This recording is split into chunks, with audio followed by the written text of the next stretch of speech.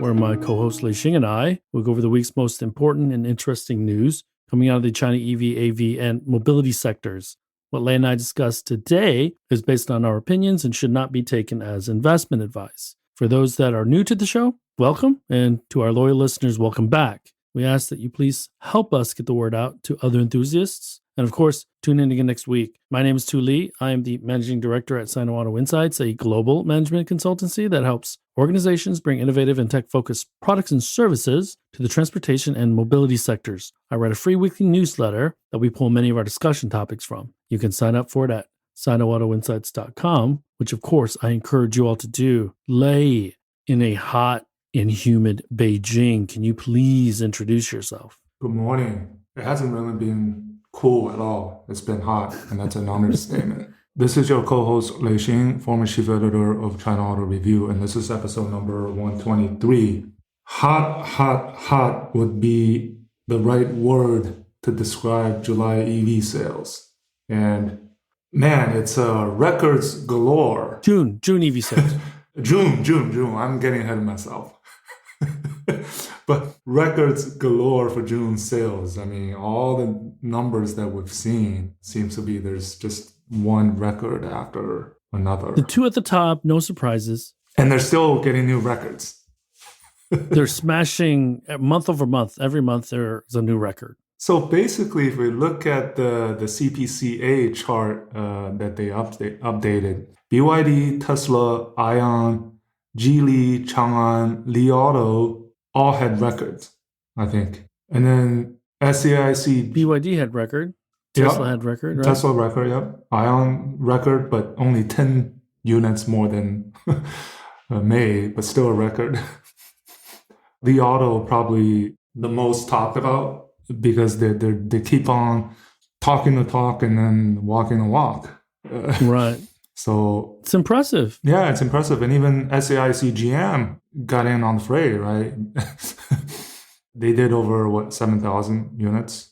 Oh, 9,000 units. And we have to remember that Li Auto, of the three that are traded in the U.S., have not recently launched any new vehicles. And so I'm referring to XPeng with the G6 and NIO with the ES6 and the ET5 Touring. Right. So those sales numbers for those two products won't really show up in June sales, but we should start seeing them hit July, August, September, well into September. So NIO and XPeng are both hopeful that it will boost their monthly sales numbers pretty significantly. So, well, it's as interesting as seeing these record numbers and equally interesting as see what they are projecting. So Li Auto is, based on the recent reports, they're expecting over 240,000 in the second half, which is adding up to be 380,000. It's just mind-boggling. For our audience, they were at about 123,000 last year, all year. Yeah, and the first half is already more than last year total. Right. NIO, I think, is still projecting a doubling of sales to about 240,000. And BYD, they're right at the halfway point they're about 1.26 million in the first half, and they want to do 3 million. So based on second half being higher, it's achievable. I mean, at least for the, BYD, Li Auto, these companies, I don't see any signs of slowing down. So let's break that down a little bit further. BYD in June had total sales of 252, give or take a couple hundred units, 252,000 units. Tesla had 94,000. Okay. Of the 251,000 that BYD had, 128 were BEVs. So for the purists out there, BYD beat Tesla on the BEV sales alone. Okay. In China. So let's be clear about that. And what's also impressive for Tesla is that their quarter number was 247,000 in China. So significant number for them that's driving their global number. Okay. So more than half of the 460,000. Yep. 466, which was a record. Yeah. We can say, looking back, that the price cuts did make a difference, I believe. Yeah. And even Geely, right? Geely had two records. So Zeekr went above 10,000 for the first time. And then the Geely Galaxy L7 did close to 10,000 on the first month of sales. So, And I think another important thing that we should remind our audience about, Lei, is that the year-over-year numbers are kind of trash. So I think what's more important are the month-over-month numbers and the improvement and the size of the month-over-month increases. Okay. yeah, and the incremental growth are pretty significant for some of these brands. I mean, just one model adding 10,000 in sales. And, XPeng is... But we have to remember, Lei, also, and this is where you or I or both of us, maybe we can work on it together for July numbers, is are they growing faster than the market? You believe 8 million, 9 million if we include exports for 2023, correct? Yeah. That means an increase of almost 50%, probably 30-something percent year over year between 2022 and 2023 for the China market. And so we're seeing record growth from these EV companies, but if they're not selling more or larger than the market is growing, then they're actually losing to somebody else, I believe. So yeah. So CPCA is projecting 8.5 million wholesale of new energy passenger vehicles. Okay. And I'm usually a little bit more bullish than CPCA. So I'll just say there's going to be over 9 million based on the current momentum wholesale, which include exports. And I think it's between 30 to 40% growth. So if you're growing above or more than that, then you're winning, right? Yep. Yeah. That's where NIO has really struggled. That's where XPeng has really struggled. So, well, it's great to see. I mean, great to see that NIO went back above 10,000. And in one of the charts that Li Auto keeps showing on a weekly basis, NIO did 4,100 in a week. That stood out to me. Yeah, that's 16,000 monthly rate, right? So that's pretty significant.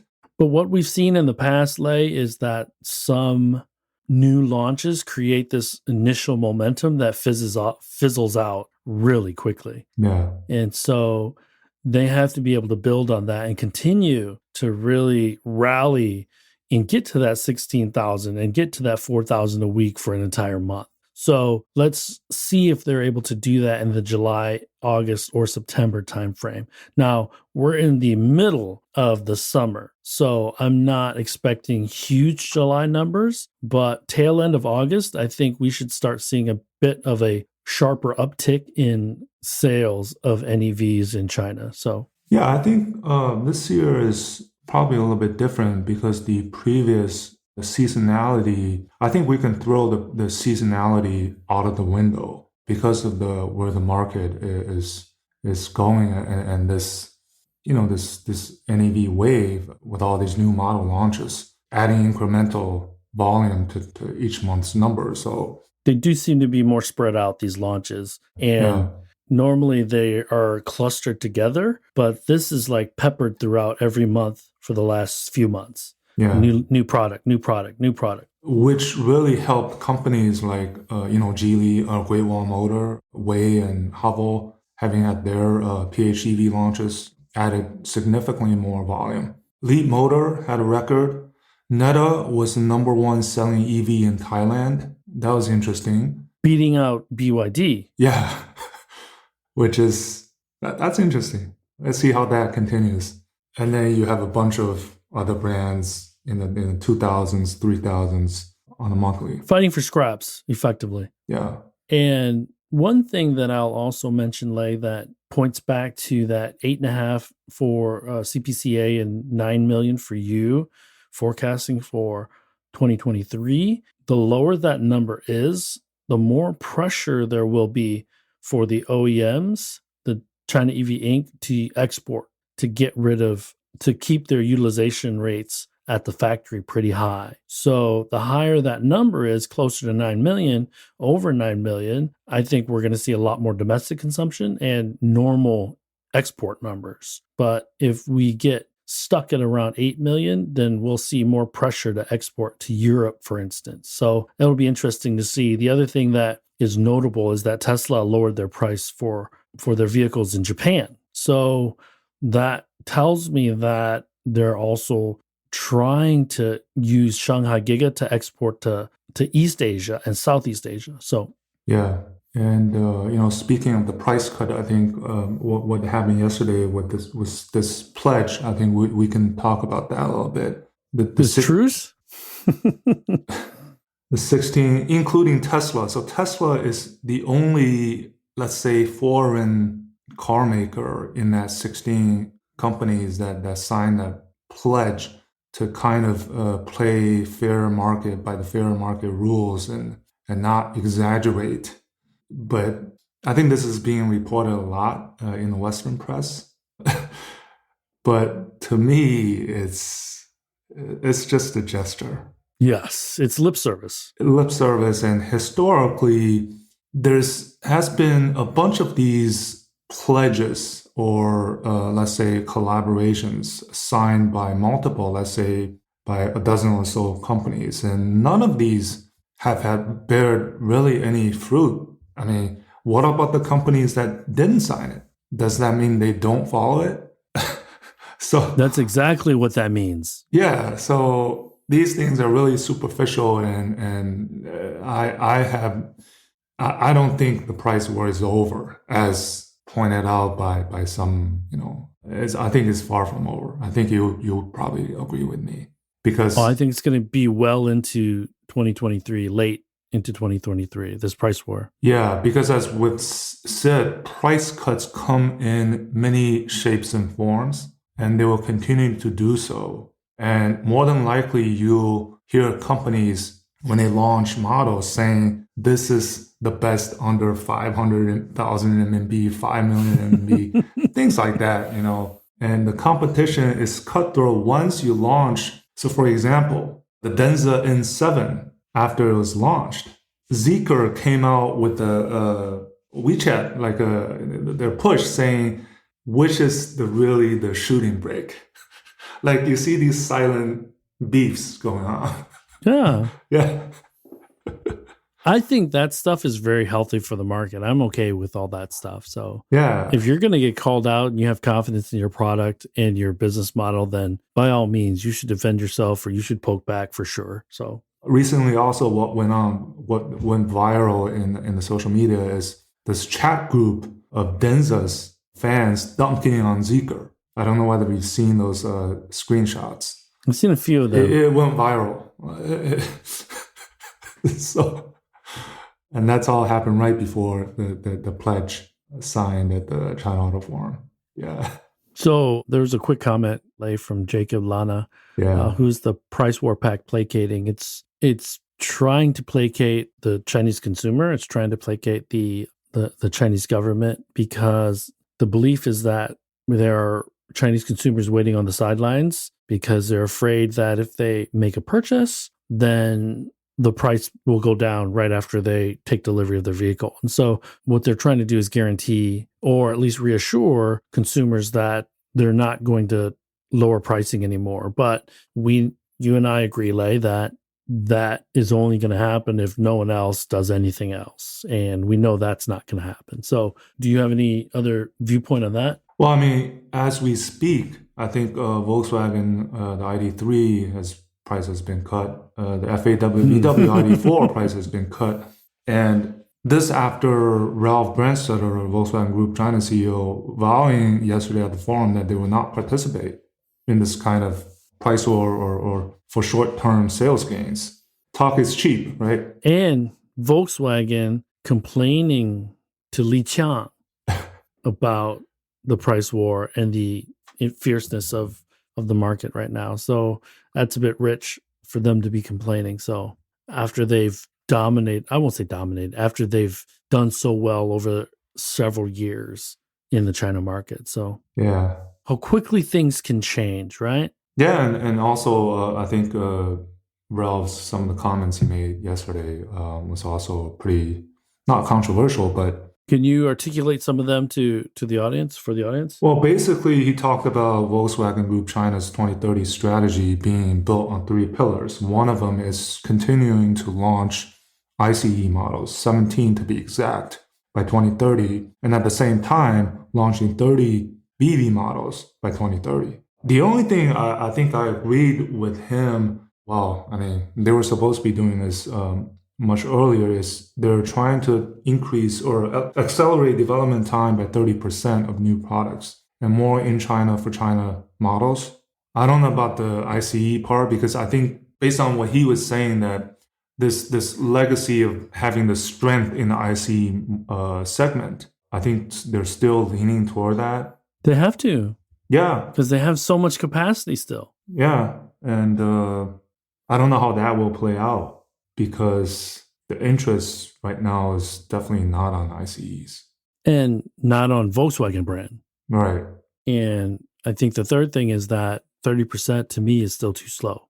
So where he got that 30% number from and why they believe that that'll be fast enough to keep up or even be faster than how quick the market is moving now is kind of a mystery to me. So and the other thing he said was about the future projections of that I do agree is that more than probably a third NEV share this year, 50% 2025, 74% in 2030, of which 55% will be BEVs. right. So you have that, and then at the same time still hanging on to the ICEs. I think it's important for them to long-term plan, but their immediate concerns need to be addressed. And in order for their future to 2030 to be guaranteed in a fruitful manner, because I believe that they should be desperate to make drastic updates to their product plan and really, really either move on to Huawei to get some familiar technology in their vehicles for the Chinese consumer, or be satisfied with losing a certain amount of share, but speeding up in order to stop the bleeding of that market loss and then trying to build that momentum back. Well, what they're doing in China specifically, so on autonomous driving and chip side, it's with Horizon Robotics. And on the UX side, it's with infotainment, it's with Thundersoft. So these are the two kind of the partners that they're depending on to make that faster. And this is where it's not very clear either, because they want to make CARIAD China a bigger player in the China market for, the whole China for China thing. But if they're partnering with Horizon on the ADAS side and what's that called? Thundersoft on the UX side, then is CARIAD going to be more of a back-end provider for IT? And digital services? I'm not sure. That's what I'm not clear about, to be honest with you. Yeah. And then there's the tech company, kind of the overall R&D. TechCo, 100%, right? 100% TechCo. Yeah. And then he did confirm also that the export of the Cupra Tavascan out of Anhui. So that'll be a sticky point. So, number one, Skoda's still up in the air in China. Skoda is done. I mean, there was no mentioning of Skoda. So right. And it should be, so we know that the Audi chief has been let go. Right. And Bluma's lieutenant has replaced him. I forget the gentleman's name, but he's still a car guy. And where Audi might be doing okay in Europe, they're not in China. And we know that one of the big reasons for the management change was because of their inability to kind of turn it around versus Merck and BMW to a lesser extent, and now even more for some of these Chinese premium makers that are probably going to be pretty dominant in the next 20, 30, 40 months. And I'm talking about the Yaoguangs, the Hi-Fis, the IMs. I would consider them premium, the Denzas. I think they're going to do really well. Yeah, so the N7 is directly, so besides Zeekr, it's more targeting ABBs. Yeah, exactly. And interesting that Merck still has 10% of Yeah, Denza. That's the thing. It has German DNA, right? It has, historically anyways. So. Yeah. So it's like, Merck backed out of Tesla and right back in the days, and Merck backed out of Denza, and now look at how Denza is haunting them. So I'll be honest with you, in the United States, it's America's birthday, July 4th. So for me, I'm half on vacation. I have not been as closely following the market as I normally would. I'm actually trying to get some quality time with my family. And That's so, priority. Yeah. yes. So I'm in Vancouver. There are two ride sharing companies. Evo, I think, is one of them, and I forget the other's name. So it was good to see that there are some ride sharing, a lot of biking in Vancouver, a lot of biking. So that was really cool to see. And one of the energy company vehicles was a hybrid. So I think they're starting to kind of, and this is Vancouver, right? So one of the more early adopter cities for Canada. And then I drove down from Vancouver to Seattle, and now I'm in Seattle. It's hot here. We're still seeing a lot of work from home because the highways are not as crowded as they normally would be. But again, this is also a holiday week, so it's good to see. I mean, like, it's a ton of Teslas in Vancouver. There's a lot of Rivians in Seattle, surprisingly. Well, not surprisingly, but I think it's more a statement about being anti-Tesla. So Well, I don't know. I mean, it's good to see some of the numbers that have been put out by, the Rivian, Polestar, GM, Ford. I mean, they're still minuscule compared to Teslas, but they're on their way up, I think. I think GM and Ford both did, was it around like 14,000, 15,000 in Q2? Yes. Not much, but Rivian got over 3,000 a month for Q2. yeah, so there's expecting to do 60,000 to 70,000 this year, I think.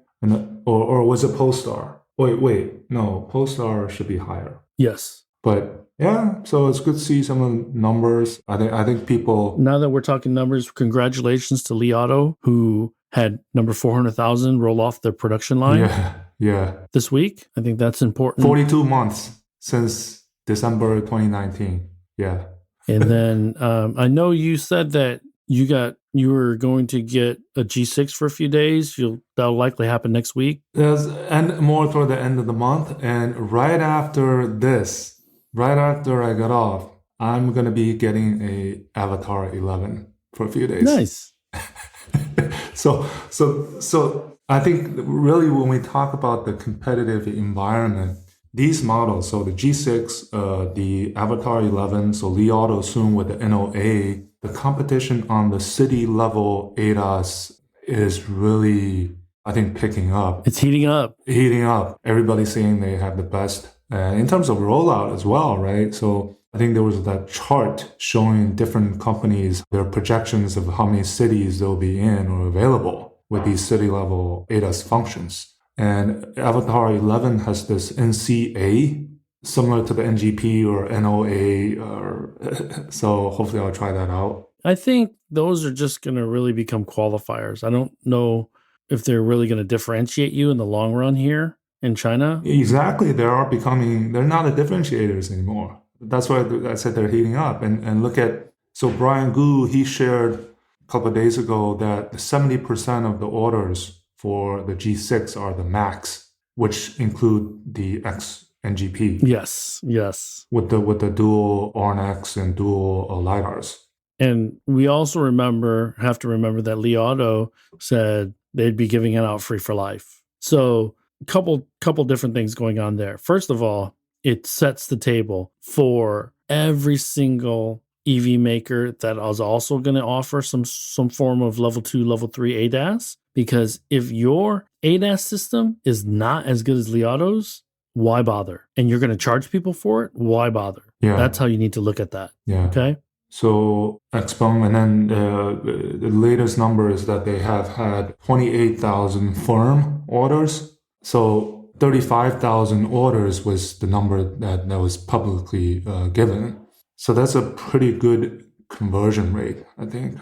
And imagine, right? So from pre-sale, beginning of June to now, it's been a month, and that they have over 28,000 firm orders. Good for them. Yeah. Good for them. So 15,000 a month in this quarter, 20,000 in Q4 should be on their way. So as grim as sometimes we make it sound in China, with the economy at least, they're still probably going to hit 8.5 to 9 million units this year, which is going to lead the world by a large margin.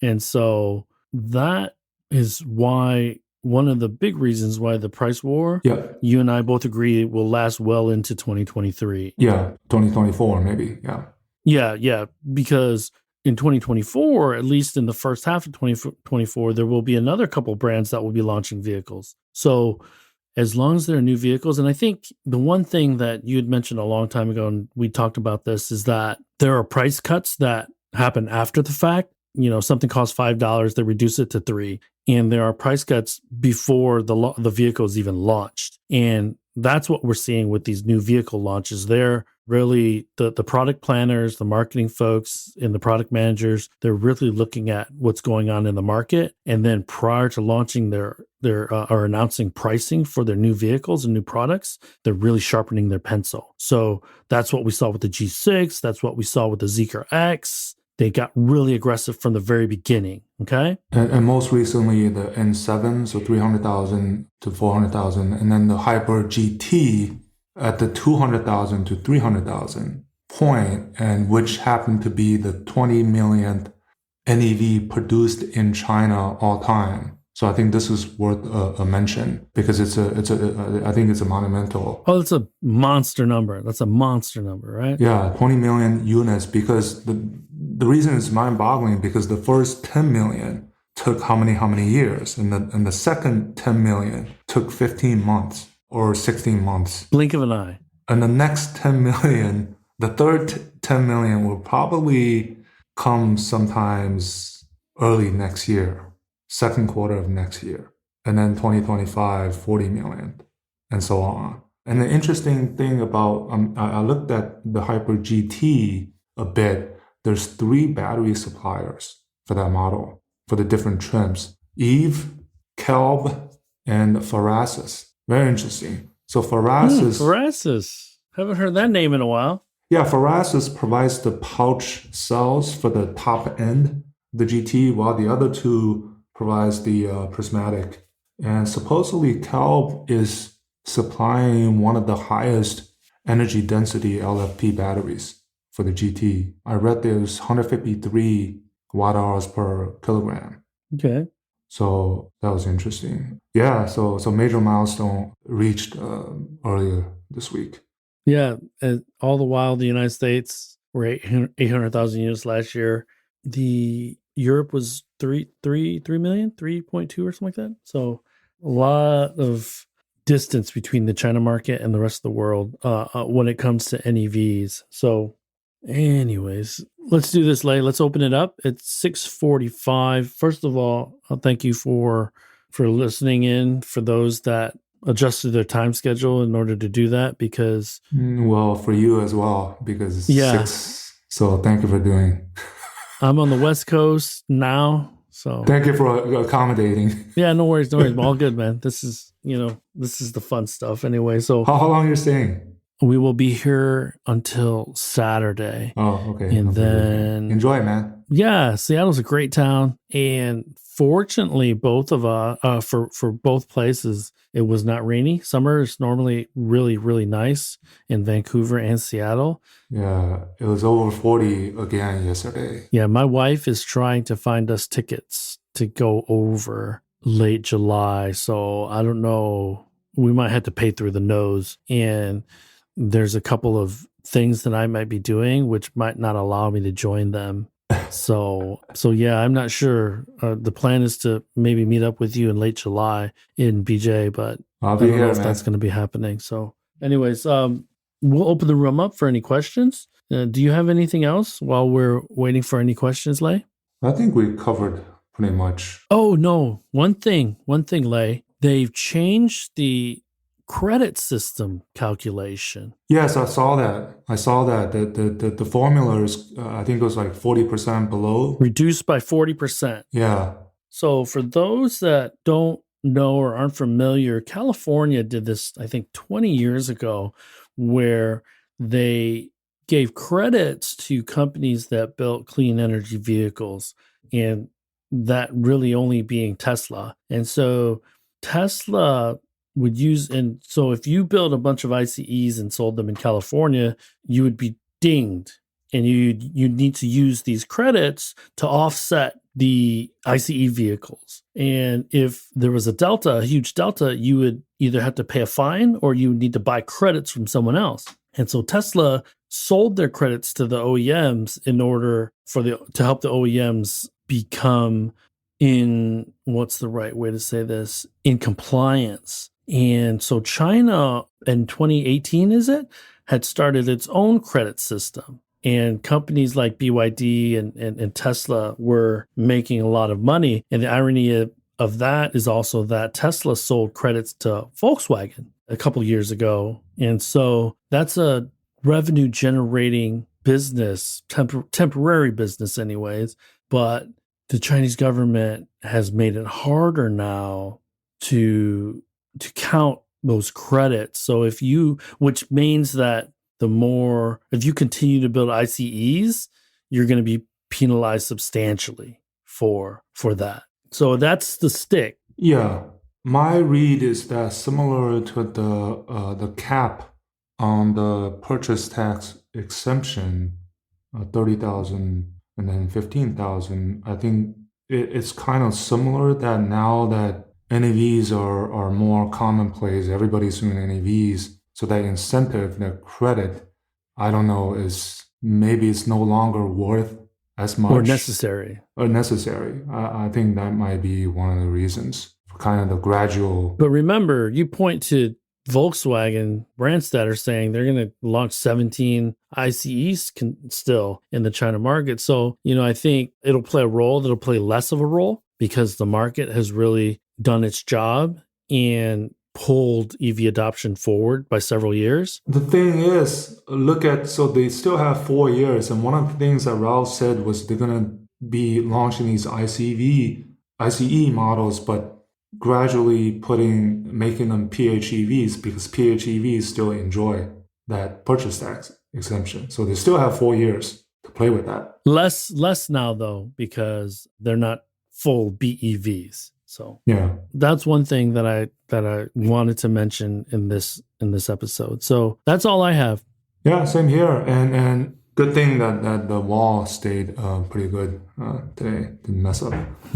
And then yeah, man. Yeah, so today I'm gonna pick up. There's few things going on today that I'm really excited about, and I can share in the next episode. So this Avatar 11 I'm picking up for a few days to drive and to feel. I haven't done any study on it. Like I'm just pick it up and drive and feel it. And then in the afternoon, I'll be going to Apollo Park for the Baidu robotaxi, the driverless robotaxi.